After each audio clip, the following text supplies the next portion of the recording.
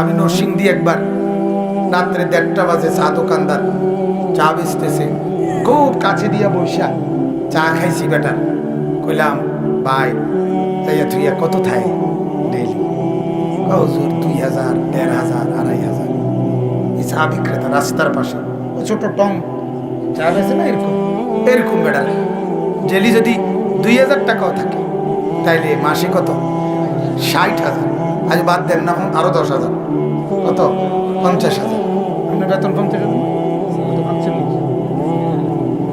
ইমাম সাহেব আছেন নি কেউ? আতু দেন তো। কত কত আপনার? 44। কত? হ্যাঁ 6,000। ওই বেটার কত?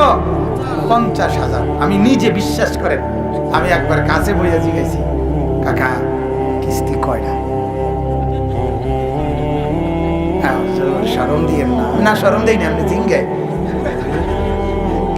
আমি কইলাম আরে আমি রামা না ভাই শরম দেই না, আমি আপনি জিঙ্গাইতে আছি আর কি।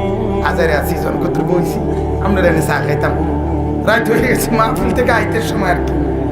তো কজন কিস্তি? 3টা চলে। 3টা কিস্তি। আপনার কিস্তি কয়টা দেখেন, জিজ্ঞাসা করেন। এই তো কিস্তি চিনে না, সে তো কিস্তি চিনে না। আমার মসজিদের ইমামরা তো কিস্তি চিনে না, মিয়া লোন চিনেই না। আলহামদুলিল্লাহ মালিকের উপরে রহম করে, দয়ার উপরে ভরসা করে জিন্দেগি আরামসে চালায়। চুরিও করে না, ডাকাতিও করে না, কারো মাল লুণ্ঠন করে না, সুদও খায় না, ঘুষও খায় না।